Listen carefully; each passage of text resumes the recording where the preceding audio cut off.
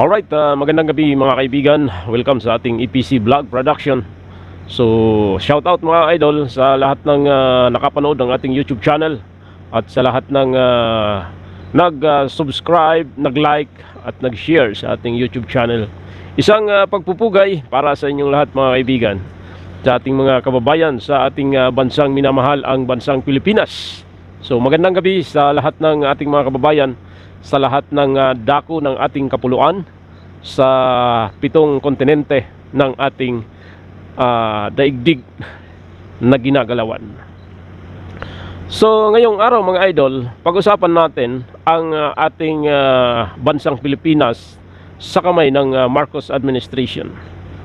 So if I'm not mistaken, hindi pa nakakadalawang taon ang ating inihalal na presidente sa katauhan ni Ferdinand Marcos Jr. sapagkat nanumpa siya noong June 30.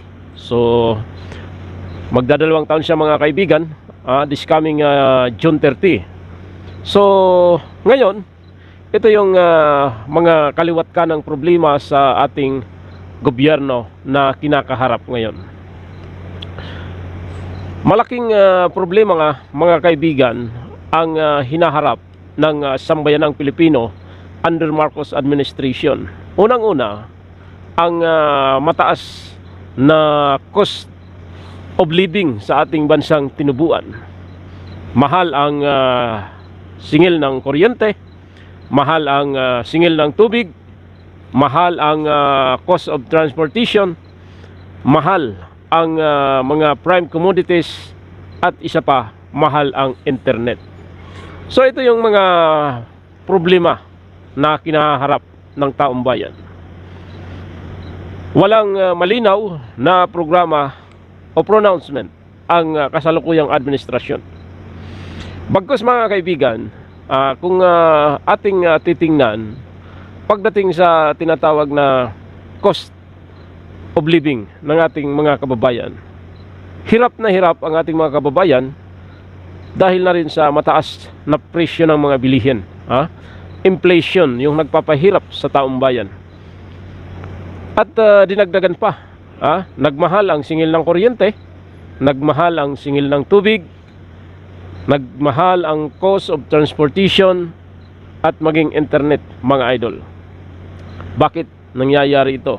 Although we cannot blame all to the Marcos administration because of the global problem na kung saan malaking dagok ang kinakaharap ng ating mga kababayan, partikular na mga idol sa tinatawag na supply and demand, kung saan dito sa Red Sea, yung mga dumadaan dyan na mga kargamento mula sa mga cargo ship ay hinaharang naman nitong Houthis dahil nga sa nagaganap na Israel war between Hamas and Israel. So dahil dyan mga idol, may demand ang Houthis na itigil ang digmaan o pag-atake ng Israel sa mga Hamas. So ayaw na mga pakinggan ng Israel ang demand ng Houthis dahil full force na binabakbakan ng Israel ang grupo ng Hamas upang ma-neutralize ang naturang mga radical group na nagpapahirap sa mga Israel at umaatake sa mga inosenteng kababayan natin. But because of that mga idol, dahil magkaalyado ang Hamas at itong mga Houthis at ilang mga radical group at mga extremists, nagkakaisa sila na bawat barko na dadaan sa Red Sea at sa Gulf of Eden ay kanilang bubumbahin, lalo na kung pag-aari at magsusupply ng pagkain dito sa Israel. At ang masama pa dito mga idol, lahat ng mga pag-aari na barko na dadaan na mula sa Europe, lalo na yung mga kaalyado ng Israel, ay kanilang binubumba ito. Kaya't isa ito sa mga contributing factors upang magmahal ang prime commodities sa iba't ibang bansa dito sa Asia na apektado ng naturang sigalot mga idol. And Ayon nga sa ating previous vlog, kung ang mga kargamento naman ito na may kargang mga raw materials iikot dito sa west coast, sa ibabang parte ng Indian coast, mga idol, aabutin ng 10 days to 11 days ang naturang biyahe, na kung saan isang malaking aberya, sapagkat malaki ang gagastusin ng isang cargo ship sa loob ng 10 araw kung sila ay iikot dito sa ibabang parte ng Indian coast. So ito yung isa sa mga problema. But sinigway lang natin yan, mga idol. Balik tayo sa problema dito sa bansang Pilipinas.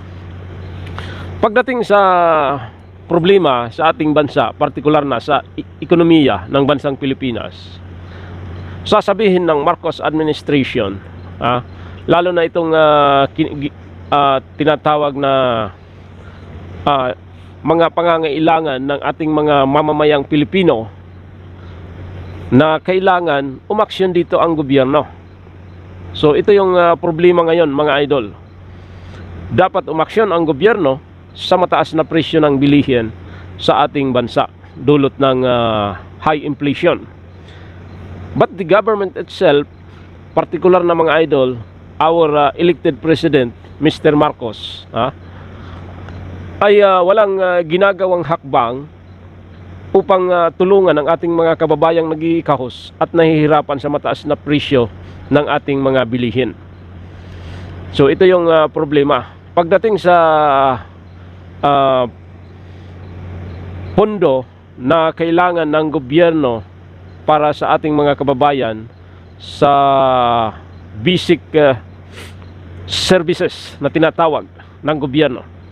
Ang basic services na tinatawag ng gobyerno ay isang mahalagang programa na dapat ginagampanan ng ating pambansang ekonomiya upang maibsan, maibigay yung tamang daloy ng ating ekonomiya sa bansang Pilipinas. But pagdating dito sa tinatawag na basic services, ang sabi ng ating gobyerno, mga idol, sa pangunguna ni Marcos, walang pera ang gobyerno. Ito yung nakakalungkot na naririnig natin. Walang pera ang gobyerno pagdating sa basic services para sa taong bayan. Pero mayroon silang pera para sa tinatawag na People's Initiative. Billion, mga idol. Billion ang ilinaan ni Romualdez para sa People's Initiative. At billion ang ilinaan para sa tupad. Tapos pagdating dito sa basic services na kailangan ng taong bayan, sasabing walang pera. Kung ating malalaman, mga idol, sa mga balita, naglilitawan yung mga pondo na itinatago, tinatawag nilang insertion, ika nga, para hindi maisiwalat sa taong bayan bakit mayroong insertion. Itong insertion na ito, mga idol, isang budget na hindi kasama doon sa itinalagang budget para sa taong ito, pero in-insert nila para just in case na mayroon silang kailangan at paggagastusan, madali nilang bunutin. Ang halagang ito, mga idol, na dapat sana ay nailaan ng gobyerno dito sa tinatawag na basic services para sa taong bayan, pero itinago nila sa ilalim ng ating budget sa 2024. Pero bakit nagkaroon ng insertion?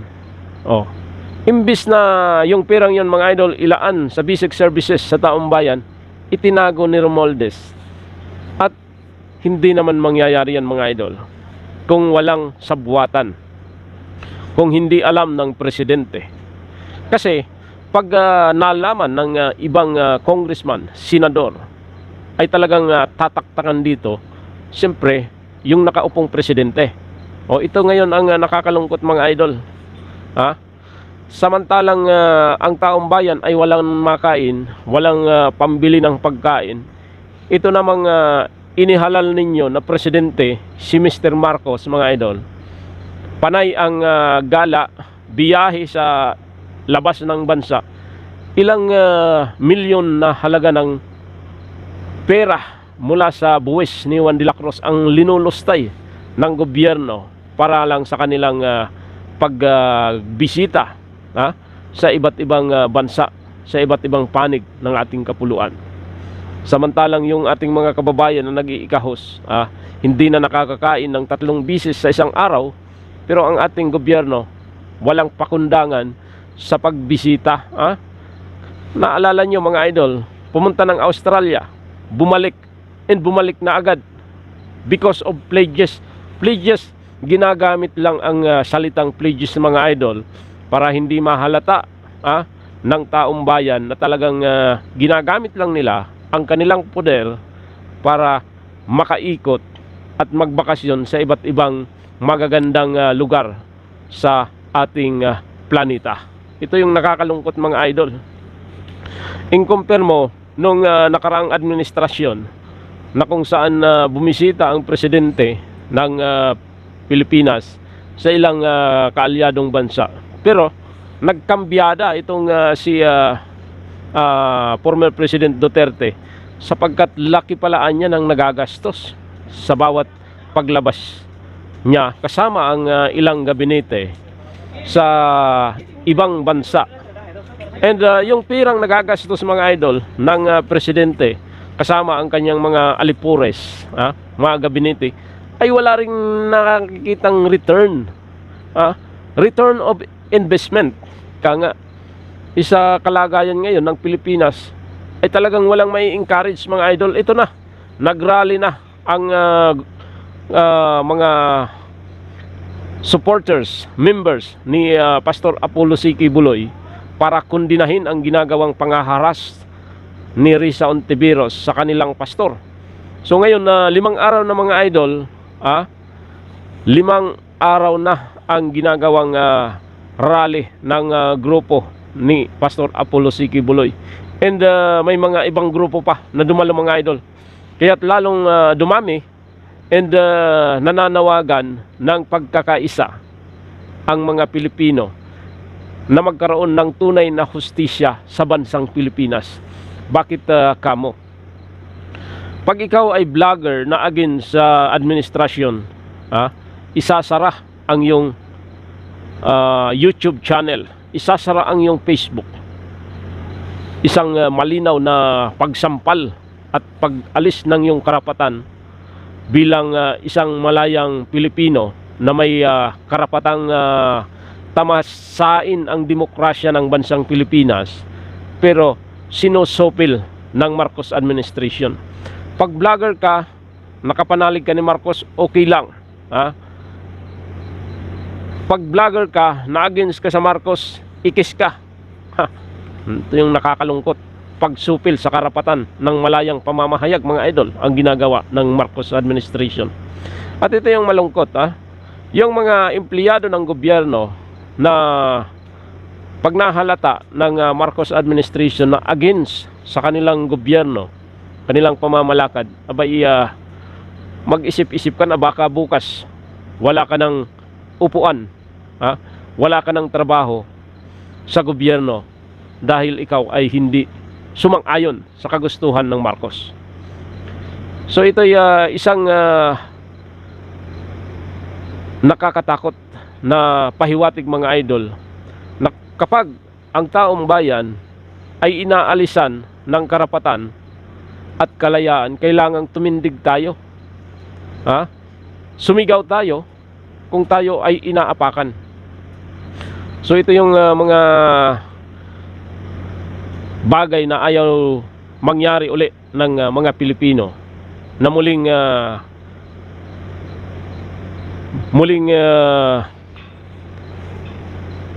sasarhan, muling aapakan, muling aalisan ng karapatan ang mga Pilipino dahil sa isa na namang Marcos. Lagi nating tandaan, mga idol, na dapat sana ang gobyerno natin ay tuparin ang kanyang pangako during the time of campaign period. Ang pangako niya na pabababain ang presyo ng bigas, pabababain ang presyo ng kuryente, pababain ang presyo ng tubig, pababain ang presyo ng internet, pababain ang presyo ng mga prime commodities. Pero baliktad ang nangyari mga idol. Halos hindi na kayanin ng sahod ng isang simpleng at ordinaryong mamamayang Pilipino ang mga bilihin sa ating bansang minamahal. Pero ang gobyerno mga idol, parang baliwala sa nangyayaring ito. Palibhasa sila, hindi nararanasan ang ganitong problema ng mga maliliit na mamamayan. Palibhasa sila mga idol, may pera, may pambili ng pagkain, pero yung mga kagaya natin na walang pambili at walang pagkain sa hapagkainan sa oras na kakain, abay isang malaking problema ito ng sambayanang Pilipino. Kaya't sana mga idol, kalampagin natin ang gobyerno ni Marcos kung ano talaga ang kanyang programa para sa tao. Kalampagin natin ang gobyernong ito mga idol upang magising at ibalik ang tunay na serbisyo na kinagisnan natin mula sa isang Duterte administration.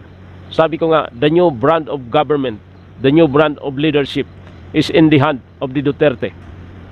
So ito yung problema ngayon na ating dapat bantayan sa ating bansang Pilipinas. Huwag tayong manahimik kung inaapakan na yung ating karapatan. Sumigaw tayo para sa kalayaan ng bawat isa. Sumigaw tayo mga idol kung yung pera ni Juan de la Cruz, yung pera na mula sa ating mga taxes, sa ating mga buwis, ay kinakamkam ng iilan.